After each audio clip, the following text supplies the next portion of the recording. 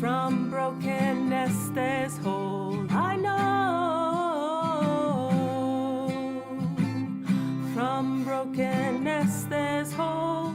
Change is coming. What do we need to imagine? Change is coming. What do we need to imagine? To be prepared. I know I'm scared. To be prepared. I know I'm scared. And I know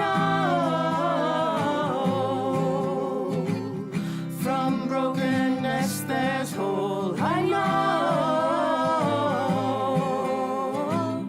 from brokenness there's hope. Change is coming. What do we need to imagine? To be Change is coming. I What do we need to imagine? 'Cause I know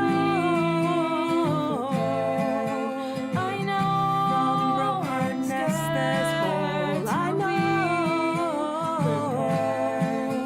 yes, from brokenness there's hope, and I Change is coming. What do we need to imagine? Change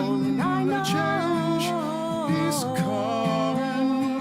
What do we need to imagine? Change is coming. What do we need to imagine? Change is coming. What do we need to imagine? 'Cause I know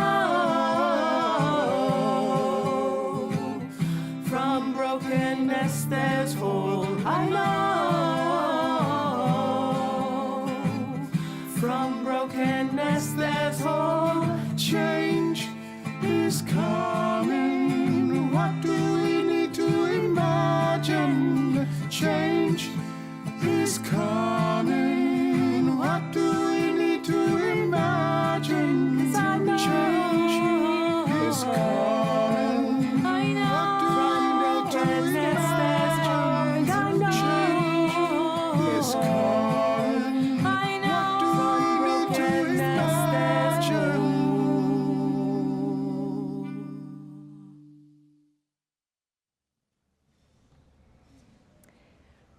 Welcome.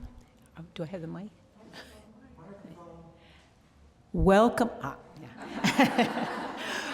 Welcome to the Sunday service this morning of the Unitarian Universalist Fellowship of San Miguel de Allende. We're glad to be together today on Zoom and in person. All are welcome here, regardless of where we're from, religious background, or lack of one, or whom we love. We recognize that we are on the land of the Chichimeca, Nahuatl, and Otomi people, and are grateful to them for their stewardship. I'm Nora Cohen, and I'll be your service leader today. You met Karishma on that little video just now. She was the one playing the guitar, and she's been involved in all things UU since she was a child. I go to that church in Corvallis, Oregon, and that's where I got to know Karishma. She was 16 years old when she gave her first sermon, and we were blown away. She spoke about, she reached into our hearts and she made us really think about how to get the youth involved in our fellowship. And ever since, she's now finishing her ministerial studies. She's going to be a UU minister. She's doing her internship with the Community Church of New York City, which is a real privilege, and they're so lucky to have her. And I think we're in for a treat. Okay, announcements. After the service, those on Zoom are invited to stay connected and visit with others in the main room for discussion. And if you're visiting, please type in your name, how you heard of us, and where you are from in the chat box so we can greet you personally later. Those who are with us at the Aldea can join us for coffee and cookies over there. And maybe take your cup of coffee over and take a look at all the wonderful information on our welcome table. And then consider coming to our games on Thursday, lunch and games on Thursdays, and Tom's Coffee Hour on Zoom. Just check your order of service. All that information is there. And now let's try something a little bit new. Would you turn to a neighbor here or on the Zoom chat box and introduce yourself and tell where we are from? You can remain seated or you can stand, and greet those right beside you, even if you already know them.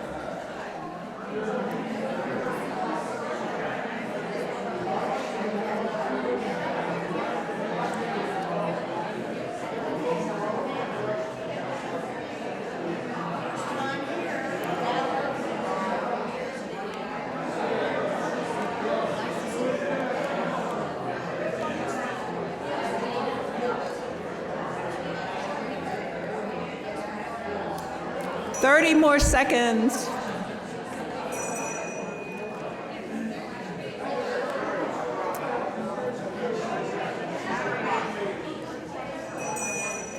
Thank you. Now, Dan Newspiel has a message from the Endowment Committee. Good morning. Each year around this time, we present you our endowment fund to support our fellowship's future. And there are a few other endowment committee members. I know I see Janet here. I don't know, do I see Marco? There's Marco, yeah. So we're going to gather in the corner over there after the service to answer any questions you may have about the fund. First, I want to say a few words from UU Reverend Victoria Safford. Quote, "Plan giving is about standing on the solid ground of the present and leaning over to touch the future. Plan giving is about coming of age. Plan giving is about maturity. It's about rounding that corner and glimpsing a future that you yourself will not be part of, but you care about it anyway. Plan giving is about thinking of yourself already as an ancestor, somebody's ancestor, a leaver of legacies for descendants you will never meet, but whose lives are already intertwined with yours. We leave legacies, like it or not, on purpose or by accident, stories, values, traditions, toxic waste dumps, monuments, magnum opuses, mistakes, ethical ideals, rituals, and also sometimes money," unquote. Over 50 members of our fellowship have already contributed to our endowment. But today we're not asking for money. Since we don't want to compete for current dollars with other important current needs of our fellowship, we're focusing on legacy giving, that is, enriching our future with any property, investment funds, insurance policies, or other items that may be left after your death. Conveniently, many Mexican lawyers offer discounts on will preparation this month. We hope to see some of you after the service in that corner for further discussion and to get your free endowment swag. So grab a cup of coffee and join us if you're interested. Thank you.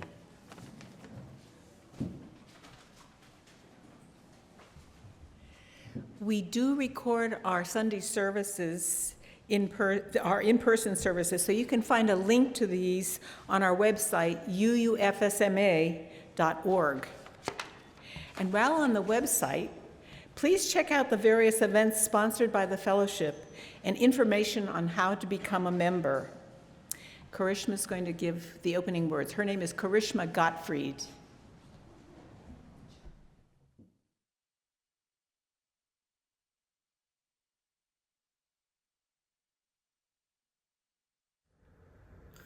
All that you touch, you change. All that you change, changes you. The only lasting truth is change. God is change. Cambias todo lo que tocas. Todo lo que cambias te cambia. La única verdad que perdura es el cambio. Dios es cambio.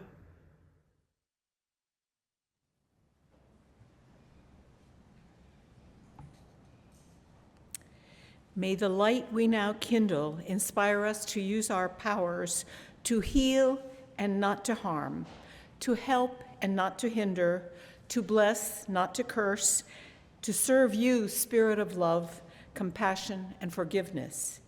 Que esta luz que ahora encendemos nos inspire a usar nuestros dones y poderes para sanar y no para herir, para ayudar y no para impedir, para bendecir y no para maldecir, para servirte a ti, espíritu de amor, compasión y perdón. Let us join our voices together in song hymn number 95, There is More Love Somewhere.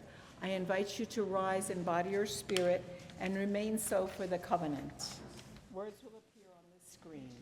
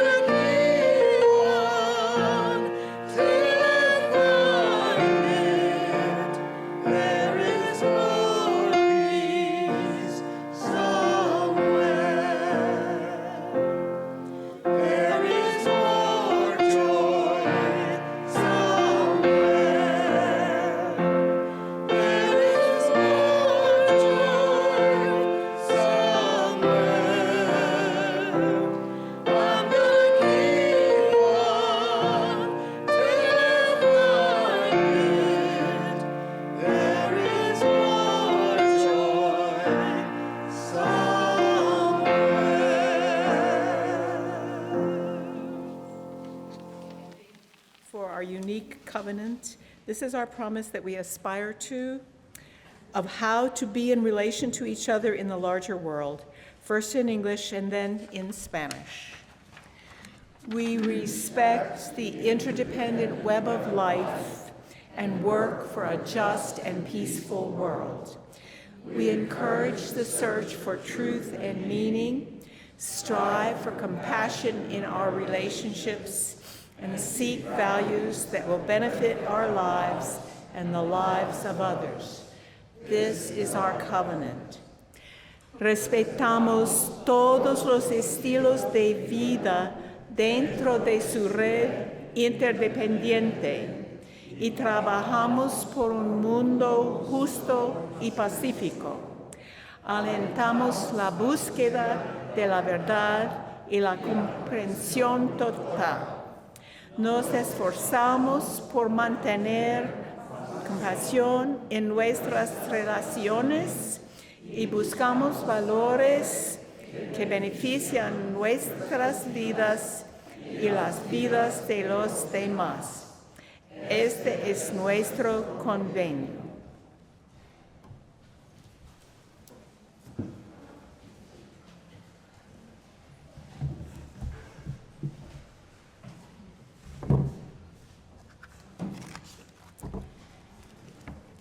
Good morning. My name is Kathy Canepa. I'm co-chair of the Sunday Service Committee, and I was asked to lead this important time in our service when we take a breath and settle. Every week, as a community, we share each other's burdens and occasions for gladness. We light a candle for each, signifying that that person or thought is held by all with compassion. This is one way we build what Martin Luther King Jr. called the beloved community. To share a joy or concern, send an email to Tom during the week or write a card Sunday morning. And if you are on Zoom today, you can write your joy or concern in the chat box and we'll check it later. And I've asked Dan to help light. Our first candle is one of joy, and I was asked to read all of this, and time permitting, I think it's worth it. Quote, last Sunday, I was asked to attend a new membership meeting along with several others.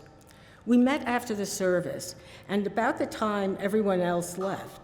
Now, as we were in discussion, I looked around the room and saw Diego, Miguel Angel, and Diana putting technical equipment away, papers and brochures, and a myriad of other items. 20 minutes later, same thing. 20 more minutes, and they're still at it. I was amazed at how intricate and involved the setup and breakdown of all the equipment is to provide for our 1-hour service week by week.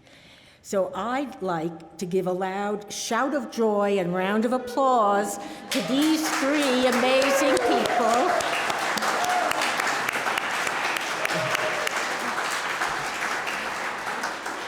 Who make it seemingly a no-brainer for us all to get together each Sunday, week after week, whether in person or in Zoom.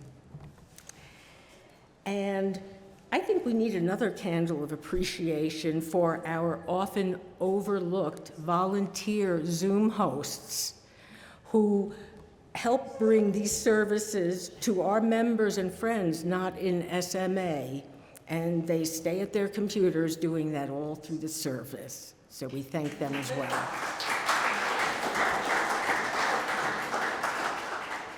Now, we have another joy for Cynthia Sterling, who will be celebrating her 89th birthday on Tuesday, September 12th. And she said, how time flies. And a candle of caring and welcome home to Mis Hermanas member Cornelia Ulrich, who is returning home on Tuesday after weeks in Mexico City, where she recovered from surgery for a detached retina. And good news that Gloria Brown is home and recuperating well from her hip replacement, and she would appreciate visits if you give a call first. And Francoise has her number if you want to call. Francoise, could you wave so they know? Okay. And we have one index card, and this is a concern shared by Gary Tanner, that I will get enough mental and physical care to make me healthy.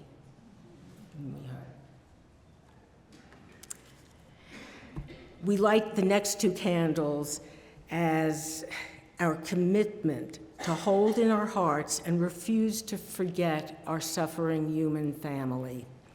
We light our blue and yellow candle for the people of Ukraine suffering war and displacement, as well as all refugees and all those affected by war. And our red candle for all the Israeli civilians killed and kidnapped on October 7th, and for the tens of thousands of Palestinian civilians suffering a humanitarian crisis. Our final candle is for all those, wait, it's not final. There's something in the chat.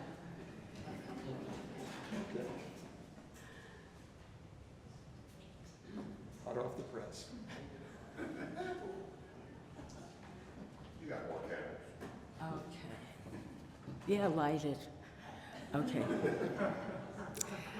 This is from Paula Peace.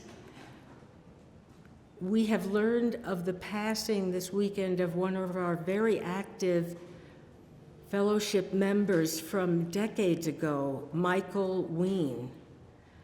Only members of many years will know his name, as he has been reclusive for the past 7 years. But years ago, Michael Ween was a very active volunteer in designing and presenting services for this fellowship. His voice was one of originality and challenging the norms, and he was one of our most generous visionaries for social justice. Rest in peace, Michael Ween.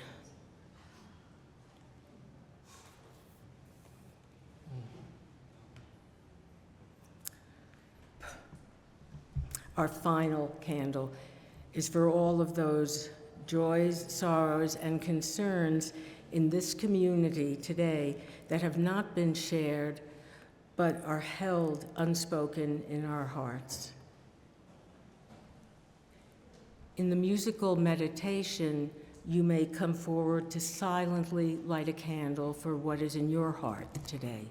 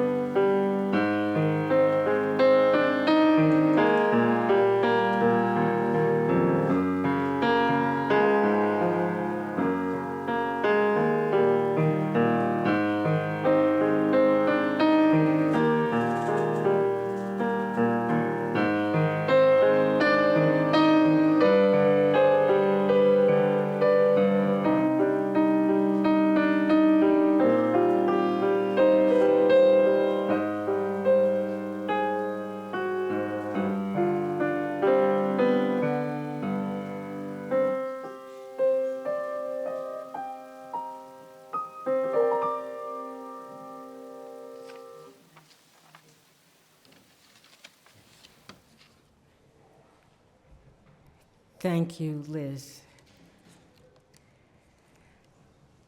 Our reading now will be followed immediately by the sermon.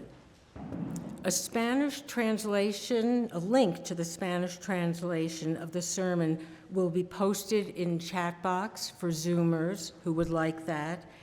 And does anyone here want a printed Spanish translation of the sermon? You can raise your hands if yes. Okay. So our reading that we will now hear is by the United States' first youth poet laureate, Amanda Gorman, reciting "The Hill We Climb."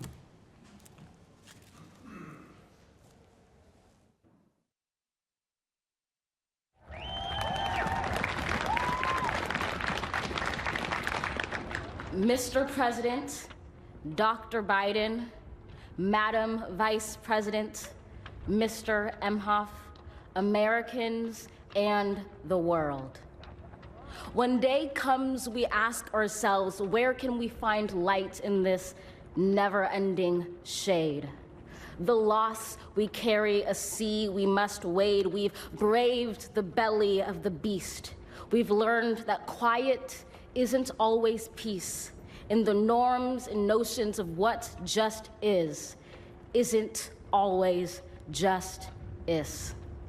And yet the dawn is ours before we knew it. Somehow we do it. Somehow we've weathered and witnessed a nation that isn't broken, but simply unfinished. We, the successors of a country and a time where a skinny black girl descended from slaves and raised by a single mother can dream of becoming president, only to find herself reciting for one. And yes, we are far from polished, far from pristine, but that doesn't mean we are striving to form a union that is perfect. We are striving to forge our union with purpose, to compose a country committed to all cultures, colors, characters, and conditions of man. And so we lift our gazes not to what stands between us, but what stands before us. We close the divide because we know to put our future first, we must first put our differences aside. We lay down our arms so we can reach out our arms to one another. We seek harm to none and harmony for all. Let the globe, if nothing else, say this is true. That even as we grieved, we grew, that even as we hurt, we hoped, that even as we tired, we tried, that we'll forever be tied together, victorious, not because we will never again know defeat, but because we will never again sow division. Scripture tells us to envision that everyone shall sit under their own vine and fig tree, and no one shall make them afraid. If we're to live up to our own time, then victory won't lie in the blade, but in all the bridges we've made. That is the promised glade, the hill we climb, if only we dare it, because being American is more than a pride we inherit. It's the past we step into and how we repair it. We've seen a force that would shatter our nation rather than share it, would destroy our country if it meant delaying democracy. And this effort very nearly succeeded. But while democracy can be periodically delayed, it can never be permanently defeated. In this truth, in this faith we trust, for while we have our eyes on the future, history has its eyes on us. This is the era of just redemption. We feared it at its inception. We did not feel prepared to be the heirs of such a terrifying hour, but within it we found the power to author a new chapter, to offer hope and laughter to ourselves. So, while once we asked, how could we possibly prevail over catastrophe? Now we assert, how could catastrophe possibly prevail over us? We will not march back to what was, but move to what shall be, a country that is bruised but whole, benevolent but bold, fierce and free. We will not be turned around or interrupted by intimidation, because we know our inaction and inertia will be the inheritance of the next generation. Our blunders become their burdens, but one thing is certain. If we merge mercy with might and might with right, then love becomes our legacy and change our children's birthright. So let us leave behind a country better than the one we were left. With every breath from my bronze-pounded chest, we will raise this wounded world into a wondrous one. We will rise from the gold-limbed hills of the West. We will rise from the wind-swept Northeast, where our forefathers first realized revolution. We will rise from the lake-rimmed cities of the Midwestern states. We will rise from the sun-baked South. We will rebuild, reconcile, and recover in every known nook of our nation, in every corner called our country. Our people, diverse and beautiful, will emerge battered and beautiful. When day comes, we step out of the shade, aflame and unafraid. The new dawn blooms as we free it. For there is always light, if only we're brave enough to see it, if only we're brave enough to be it. Wow. How's that for a national debut?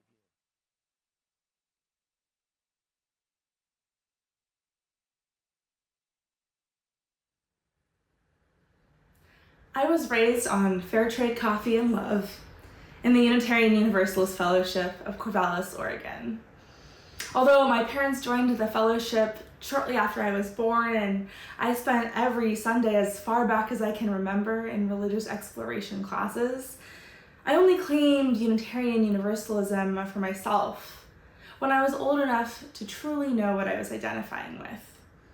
An imperfect but loving faith community that taught me there was always room to question what I knew and how I knew it. And since then, I've only grown more in love with Unitarian Universalism, both the potential for what we can be and the messy reality of what we are. And more importantly, maybe, I've grown more in love with Unitarian Universalists, both the potential for who we can be and the messy reality of who we are. A few summers ago, I spent over 250 hours traveling the United States by train, visiting friends and family and exploring new places. I visited many UU congregations and spent some time in particular interviewing members in 3 very different communities. My home congregation in Corvallis, which emerged out of the 1950s fellowship movement, based largely in the Western United States. A Midwestern university town congregation that birthed the Humanist Manifesto, and a Riverside church in the Mid-South. I interviewed a couple dozen people, ranging in age from 18 to 95, talking to atheists and Christians, Jews and Hindus, raised UUs with vastly different experiences and beliefs. It was amazing. I asked the hard questions, like, why is there evil in the world and what happens after you die?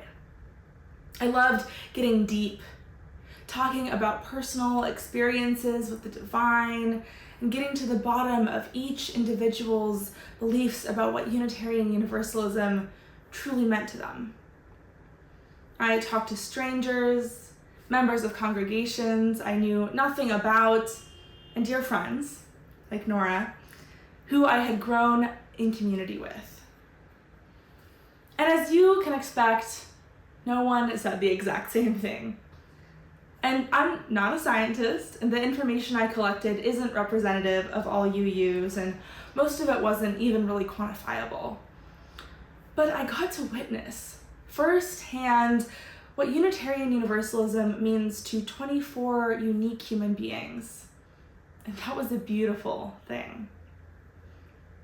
As Unitarian Universalists, our shared values of pluralism and interdependence guided me through these conversations and discoveries. We affirm that we are all sacred beings, diverse in culture, experience, and theology, and we honor the interdependent web of all existence and acknowledge our place in it. And because each of us approaches our values in our own unique ways, it makes sense that our own experiences have always been a priority for Unitarian Universalists. Ecofeminist Yvonne Guevara maintained that our life experience is our first teacher, and Unitarian Universalists uphold that sacred truth. Our values of pluralism and interdependence recognize that to understand our part of a diverse and interconnected web of existence, we must pay attention to and honor our own experiences and the sacred moments each of us have as individuals and in communities. For me, it's my own experiences with the divine that have most shaped my own spiritual identity. The moments I felt most deeply an indwelling of power aren't always on Sunday mornings or while reading a book on religion. Yet they are still powerful moments of truth, where I have witnessed the vastness of the universe or the potential of humanity. They are moments full of awe and gratitude for the never-ending mysteries that this life holds. When I was in college, I took an introductory astronomy course to fulfill my science and lab graduation requirements. And for a religion major, it was both very different from the classes I'm usually in, and somehow very similar too. I have to say, I think I had more existential crises in that class than I've ever had in a religion class, even in seminary. We'd study the beginnings of the universe, learning about stars and galaxies that were so large I couldn't even really understand their size. Realizing that the tiny pinpoints of light I saw in the sky were so far away, I couldn't even comprehend that to reach them would take not only my lifetime, but the lifetime of our entire human species. Our lives are so short compared to the stars. The author, scientist, and scholar of traditional ecological knowledge, Robin Wall-Kimmerer, writes that time as objective reality has never really made sense to me. It's what happens that matters. How can minutes and years, devices of our own creation, mean the same thing to gnats and to cedars? 200 years is young for the trees whose tops this morning are hung with mist. It's an eye blink of time for the river and nothing at all for the rocks. The rocks and the river and these very same trees will likely be here in another 200 years if we take good care. As for me and that chipmunk and that cloud of gnats milling in a shaft of sunlight, we will have moved on. We will have moved on. And if it is still useful, Unitarian Universalism will have too. After all, Unitarian Universalism in 2024 looks nothing like Unitarianism or Universalism in 1924 or 1824 or any time before now. So why should Unitarian Universalism in 2124 look anything like Unitarian Universalism today? Our reading today was a quote from the science fiction writer Octavia Butler's book, Parable of the Sower, which takes place in a fictional future United States. The book, published in 1993, is set in the far-off year of 2024. It begins in a post-apocalyptic California, destroyed by climate change, social inequality, and violence. And in the sequel, the Christian nationalist president promises, literally, to make America great again. Sound familiar? Although history does tend to repeat itself, there are also so many important ways that we grow and change each time we circle around.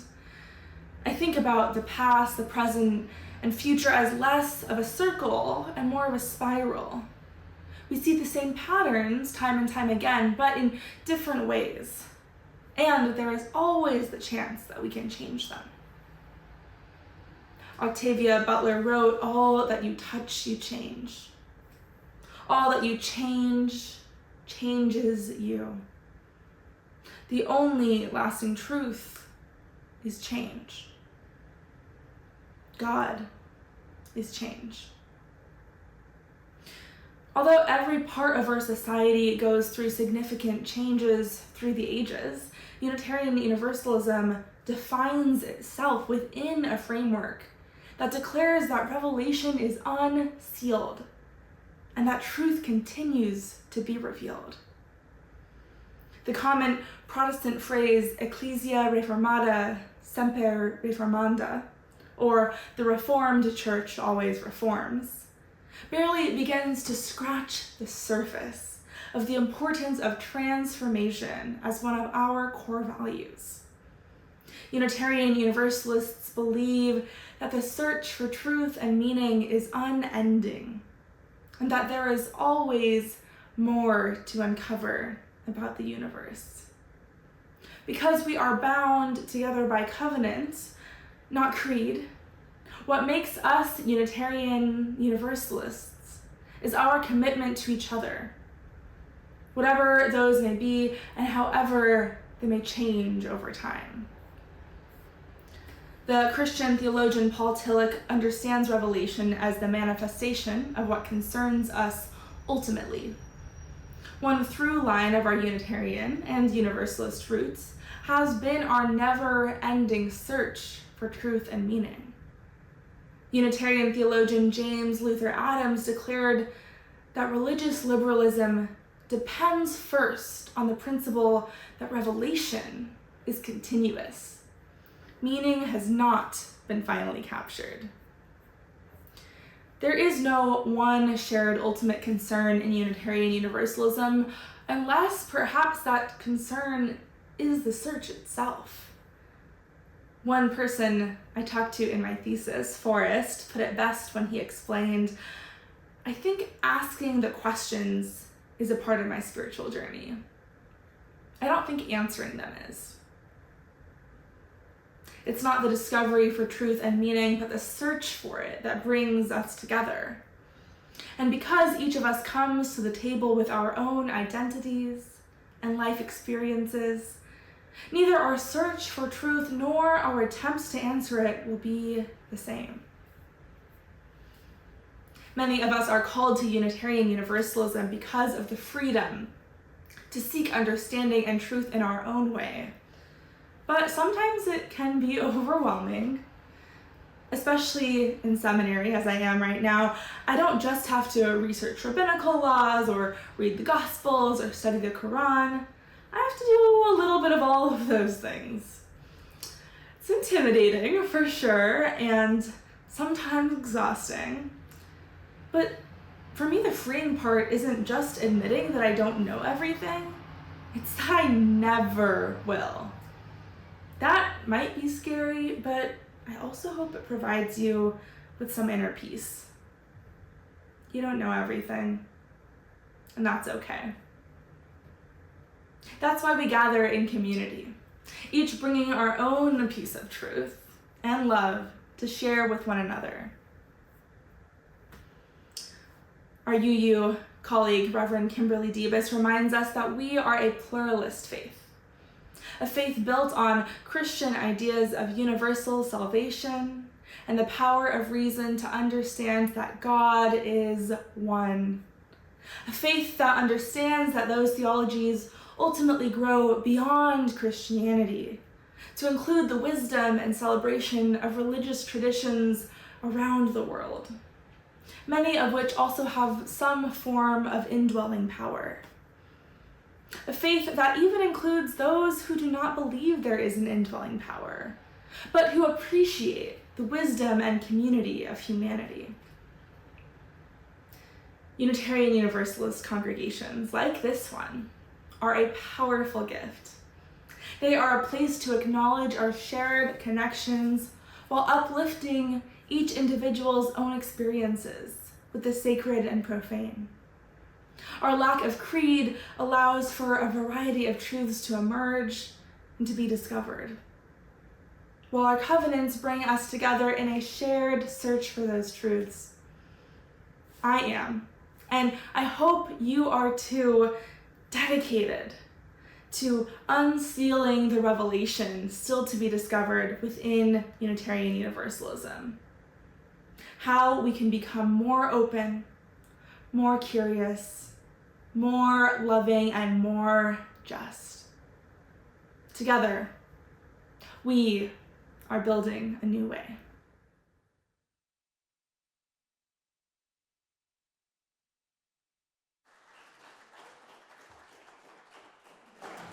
She's pretty amazing. I think she's 23. Each week we collect money to benefit our fellowship or a special cause. This week, your donations will help our fellowship pay for our building rental, minister, and administrative expenses. Thank you for being generous. The offering will now be collected and gratefully received.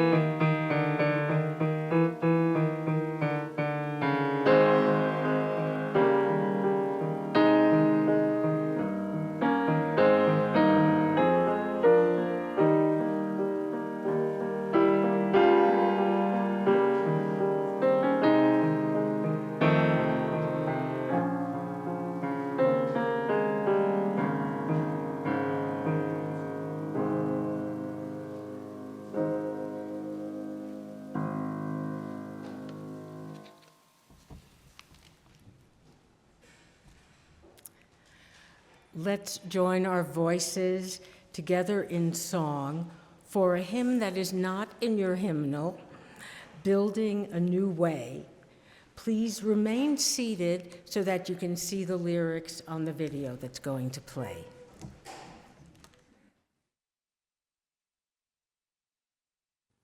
We are building a new way. We are building a new way. We are building a new way, feeling stronger every day. We are building a new way. We can feed our every need.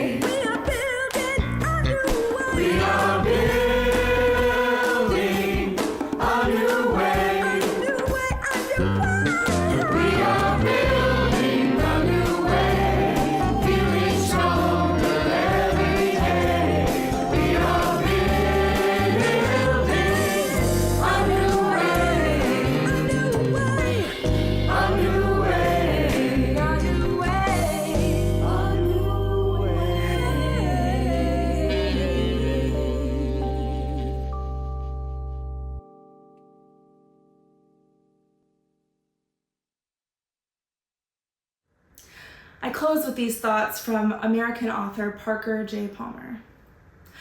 We all need other people to invite, amplify, and help us discern our inner teacher's voice for at least 3 reasons. 1, the journey toward inner truth is too taxing to be made solo. Lacking support, the solitary traveler soon becomes weary or fearful and is likely to quit the road.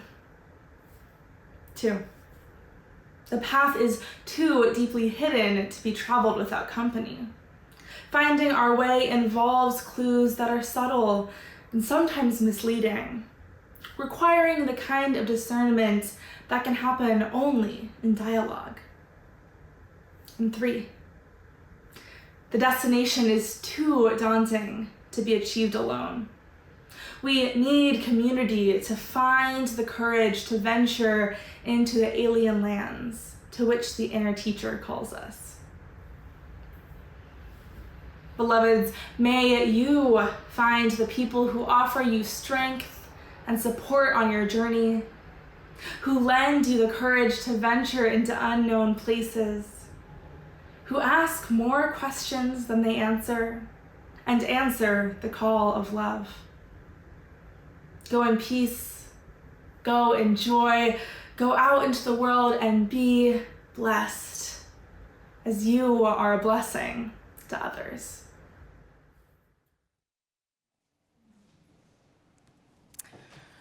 We extinguish this flame, but not the warmth of this community, the light of truth or the fire of commitment. These we carry in our hearts until we are together again. Please remain seated during the postlude.